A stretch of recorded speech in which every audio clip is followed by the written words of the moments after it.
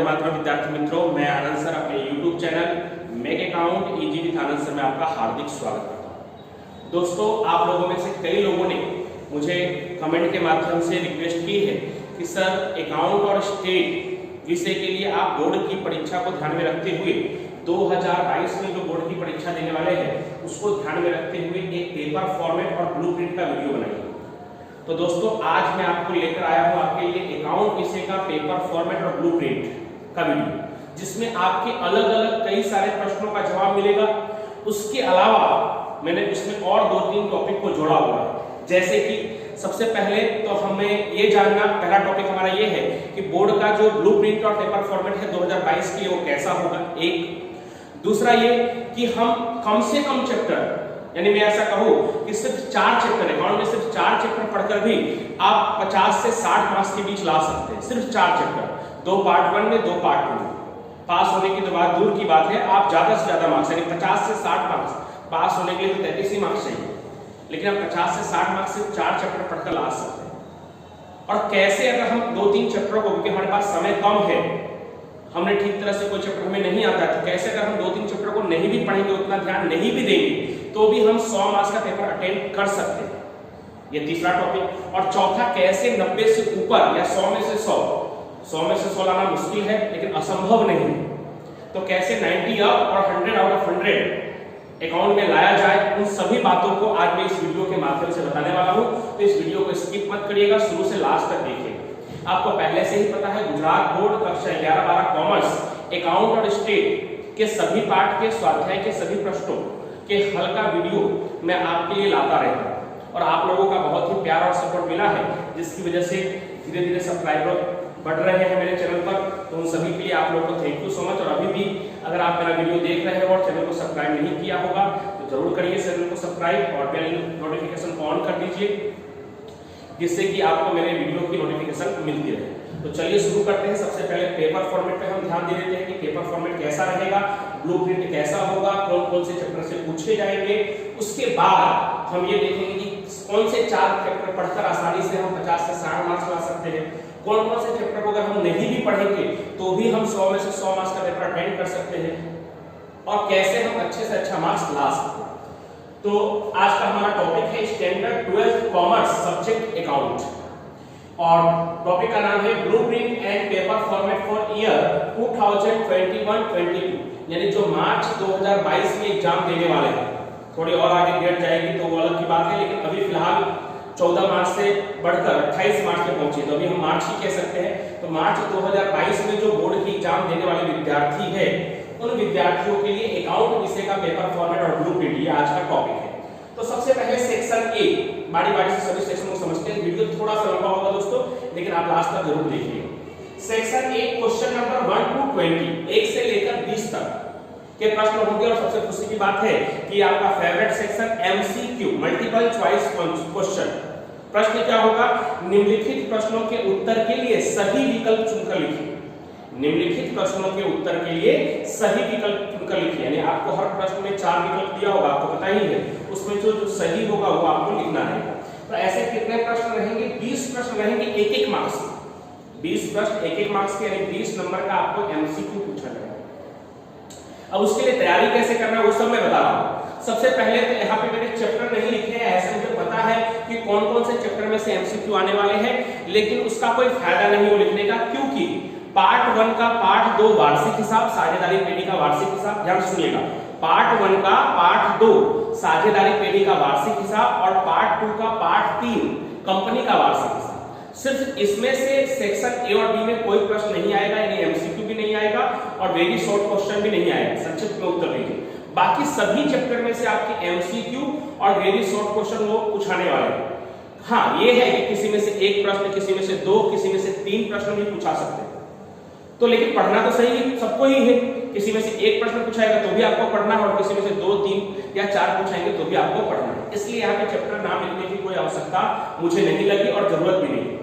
बस आपको इतना ध्यान रखना है कि पार्ट 1 में पार्ट 2 है जो साझेदारी पेढ़ी का वार्षिक हिसाब है, उसमें से कोई एमसीक्यू नहीं पूछे जाएंगे, और सेक्शन बी में भी कुछ नहीं पूछा जाएगा। और पार्ट 2 में ऐसे ही पार्ट 3 है कंपनी का वार्षिक हिसाब, उसमें से भी सेक्शन ए और सेक्शन बी में कोई प्रश्न नहीं पूछे जाएंगे। बस इतना आपको ध्यान रखना। बाकी सभी पाठों का आपको एमसीक्यू पढ़ना है। कैसे पढ़े, कहां से पढ़े? तो सबसे पहला काम तो आपको क्या करना है कि आपके स्वाध्याय में, हर पाठ के स्वाध्याय में आपको वैकल्पिक प्रश्न दिए हुए हैं और उसका उत्तर माला में दिया हुआ है। और अकाउंट विषय में तो हल करने वाले प्रश्न भी नहीं रहते हैं, नॉर्मली याद करने जैसे ही है। तो उत्तर माला में से उत्तर देखकर आप टिक लगा सकते हैं अपने स्वाध्याय में। हो सके तो पेंसिल से टिक लगाइए और उसको याद कर लीजिए, और फिर मिटा, पेंसिल से ही टिक लगाया होगा तो आप मिटा कर उसे चेक भी कर सकते हैं कि आपको याद हुआ है या नहीं हुआ। फिर कई बच्चों का प्रश्न ये भी होता है कि सर उतना पर्याप्त रहेगा? अगर हम स्वाध्याय के एमसीक्यू को पढ़ लेंगे तो क्या उसी में से आएगा और उसी में से 20 में 20 आ जाएगा हमें? तो ये प्रश्न आपको तब पूछना चाहिए जब आपने स्वाध्याय के पीछे के जितने भी एमसीक्यू है वो आपने कंप्लीट कर दिया है, तब हम उसे पढ़ते ही नहीं है और आगे का प्रश्न भी पूछ लेते हैं कि सर वो पर्याप्त है कि नहीं। तो सबसे पहली बात तो उसे आप पढ़िए। पर्याप्त तो नहीं कह सकते क्योंकि 20 एमसीक्यू है, तो हो सकता है कि 1-2 एमसीक्यू पाठ के अंदर से भी पूछ ले, स्वाध्याय में से ना भी, लेकिन 1-2 या अधिक से अधिक 3, बाकी 20 में से 17, 18, 19 या कई बार तो ऐसा भी होगा कि 20 में से 20, जैसे हम पहले तो 20 क्वेश्चन नहीं हुआ करते थे, 10 क्वेश्चन हुआ करते थे, लेकिन 10 में से 10 स्वाध्याय में से ही पूछते थे। तो ऐसा भी हो सकता है कि 20 की 20 स्वाध्याय में से पूछ लिए, लेकिन इसके 100% गारंटी नहीं, लेकिन 17, 18 तो स्वाध्याय में से ही रहेंगे, ये तो 100% श्योर है। ठीक है, तो इसलिए पहला काम तो आप ये कीजिए कि स्वाध्याय के पीछे का आप पढ़ लीजिए, उतना आप पढ़ लेंगे तो पर्याप्त रहेगा। ठीक है, उसके बाद आपको लगता है कि नहीं मुझे आउट ऑफ मार्क्स लाना है, 100 आउट ऑफ 100 लाना है या 90 के ऊपर लाना है, मुझे कोई रिस्क नहीं लेना है, तो थोड़ा बहुत अंदर का भी आप पढ़ लीजिए। उसके बाद सेक्शन बी, क्वेश्चन नंबर 21 से 30, 21 नंबर से 30 नंबर तक 10 प्रश्न रहेंगे एक मार्क्स के। वेरी शॉर्ट क्वेश्चन, यानी अति संक्षिप्त में उत्तर दीजिए, 1 या 2 वाक्यों में आपको उत्तर लिखना होगा, 10 मार्क्स का रहेगा और 10 के 10 कंपलसरी रहेंगे। ये थोड़ा कठिन सेक्शन होता है क्योंकि इसमें ऑप्शन नहीं होते हैं, आपको याद करके उसके जवाब लिखने हैं।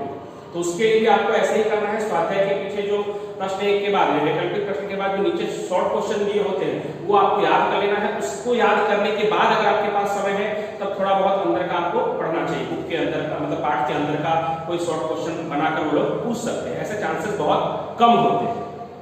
तो सेक्शन ए और बी की तैयारी के लिए आपके बुक के पीछे जो स्वाध्याय दिया है उसमें जो सेक्शन ए और बी दिया है वही करना है आपको। 30 नंबर है, 20 नंबर सेक्शन ए का और 10 नंबर सेक्शन बी का। उस 30 में से 25 या उससे ज्यादा ही प्रश्न आपको स्वाध्याय में से पूछे जाएंगे। ऐसा भी हो सकता है कि 30 में से 30 स्वाध्याय में से पूछे जाए, लेकिन 25 से कम तो नहीं होगी। तो इसलिए पहले स्वाध्याय के सेक्शन ए और बी को पूरा कीजिए। ठीक है, उसके लिए भी सेक्शन बी का जो भी पीडीएफ है वो पार्ट 1 का मैंने रख दिया है और उसकी वीडियो भी बनाए हुए हैं, और पार्ट 2 का, पार्ट 1 पार्ट 2 के वीडियो, दोनों के वीडियो बने हुए हैं सेक्शन बी के उत्तरों का।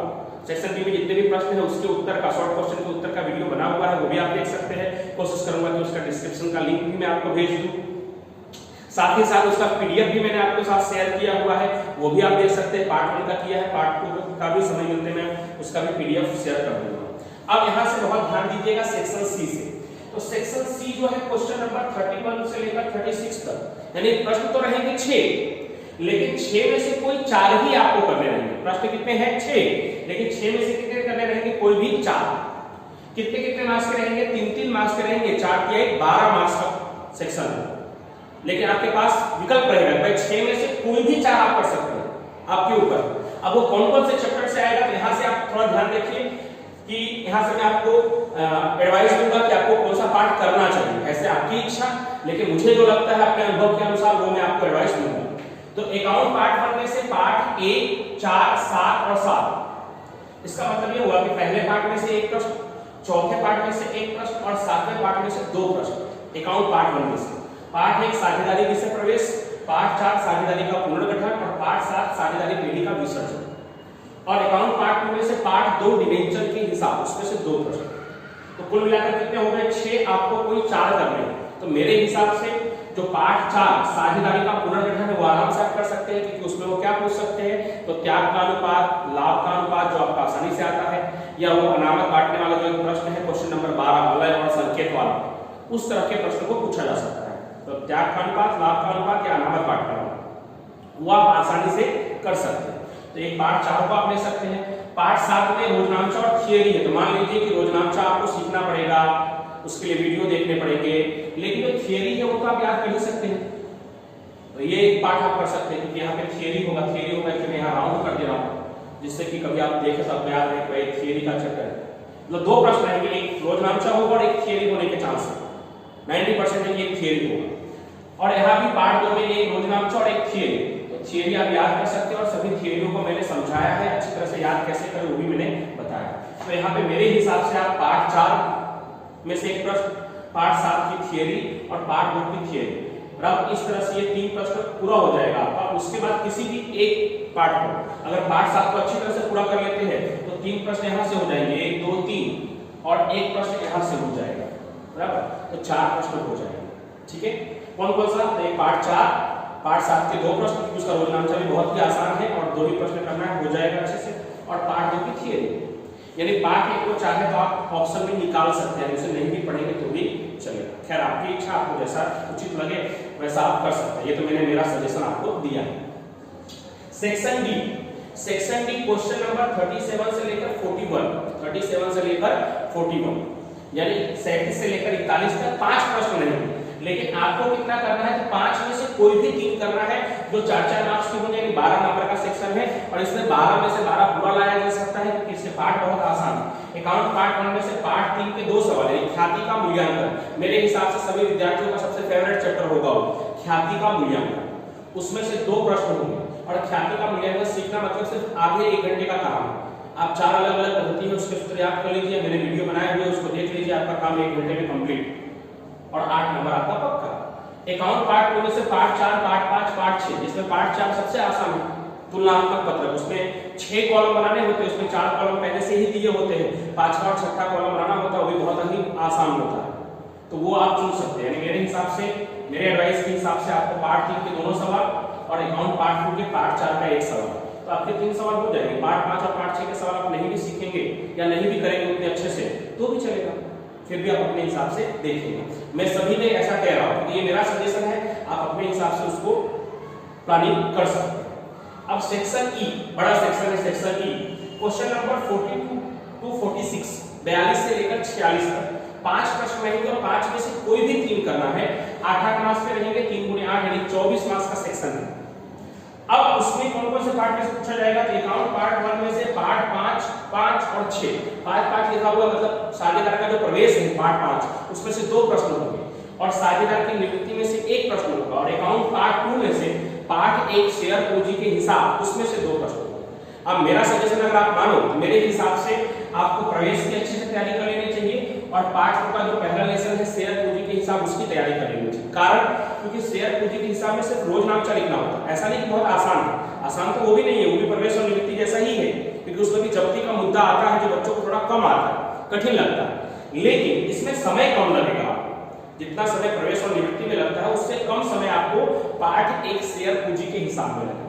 इसलिए मैं कह रहा हूं कि पार्ट 5 प्रवेश, जिसमें से 2 सवाल पूछे जाने वाले हैं, और पार्ट 2 में पार्ट 1 शेयर पूंजी के हिसाब, उसमें से भी 2 सवाल पूछे जाने वाले हैं। यानी यहाँ पे आपको एक ऑप्शन भी रहेगा कि 4 में से भी कोई 3 ही करना है, और अगर आप निवृत्ति करेंगे तो आपको कंपल्सरी ये तीनों करना पड़ेगा।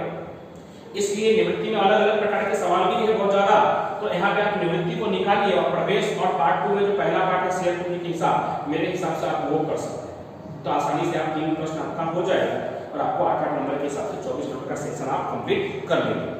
अब सेक्शन एफ, ये तो कंपल्सरी सेक्शन है, क्वेश्चन नंबर 47 टू 48, 2 क्वेश्चन हो गए, 11-11 मार्क्स के, 22 मार्क्स, जिसमें एक अकाउंट पार्ट 1 में से आपको पता ही है, अकाउंट पार्ट 1 में से पार्ट 2 वार्षिक हिसाब, साझेदारी पेटी का वार्षिक हिसाब, और अकाउंट पार्ट 2 में से भी वार्षिक हिसाब है, लेकिन कंपनी का वार्षिक हिसाब।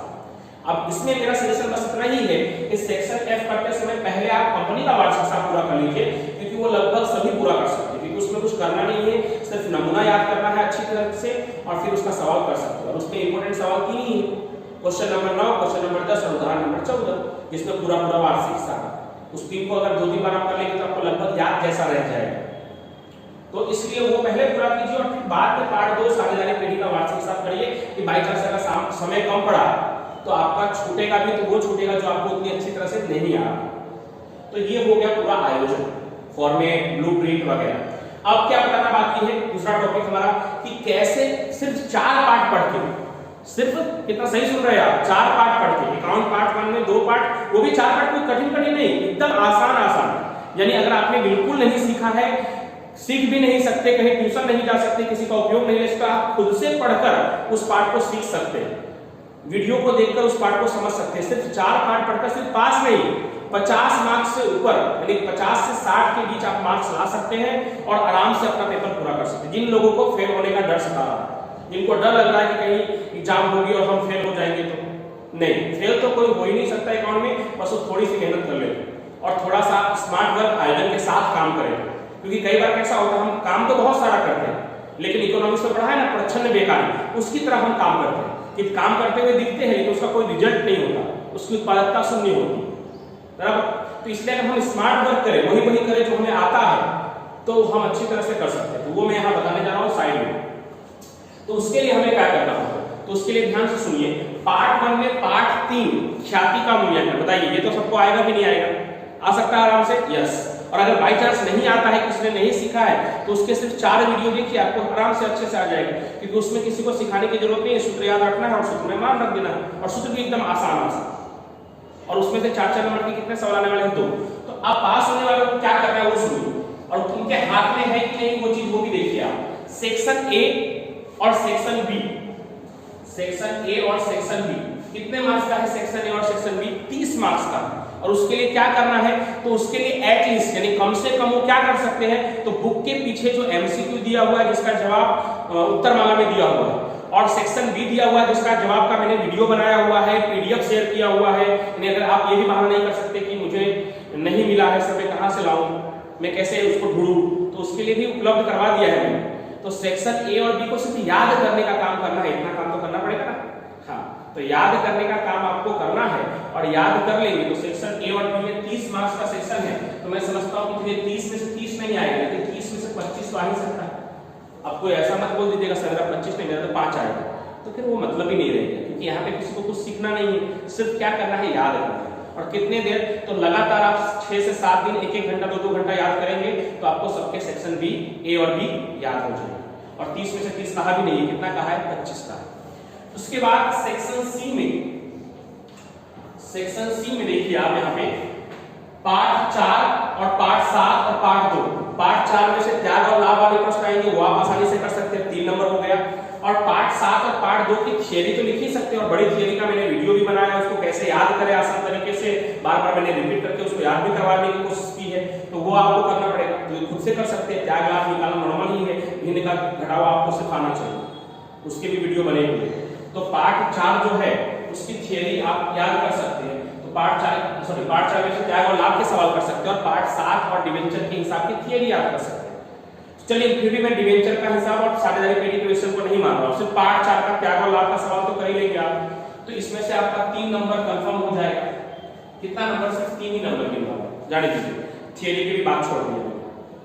उसके बाद यानी सेक्शन डी पे आते हैं। सेक्शन डी, सेक्शन डी में देख सकते हैं आप पार्ट 3 ख्याति के मूल्यांकन, उसमें से 2 सवाल पूछे गए हैं, तो वो दोनों सवाल आप आराम से पार्ट 3 पढ़ के ला सकते हैं।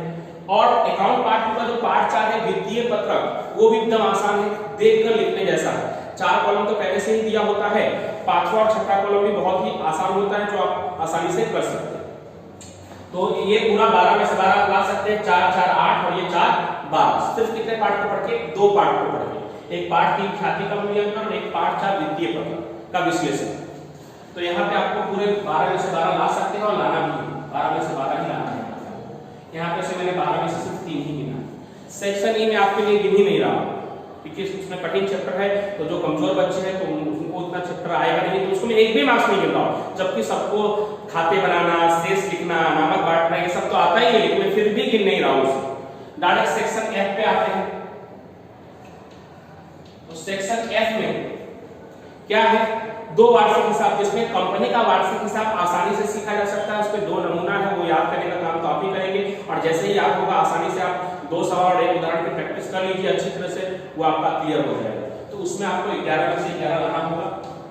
हाँ, इतना तो ला ही सकते हैं आप, क्योंकि उसको जब आपको वही एक करना है तो उतना काम तो कर सकते हैं। तो इन सबको जोड़ दीजिए। ये मैंने कम से कम लिखा 25 और 3 28 और 12 40, 40 और 11 क्या हुआ? 51 मार्क्स हो गया। जबकि कम ही किया है, 30 में से 25 ही गिना है, 30 में से 30 भी नहीं गिना, जबकि आप चाहे 30 में 30 ला सकते हैं। उसके बाद पार्ट 7 की थियरी और पार्ट 2 की थियरी भी नहीं गिना, और इन सब को 51 मार्क्स लाने के लिए आपको कितना पढ़ना है, तो सेक्शन ए भी तो सभी पार्टों का पढ़ना है, उसके अलावा कौन कौन से पार्ट पढ़ रहे हैं, तो उसके अलावा सिर्फ 4 ही पार्ट पढ़ने हैं।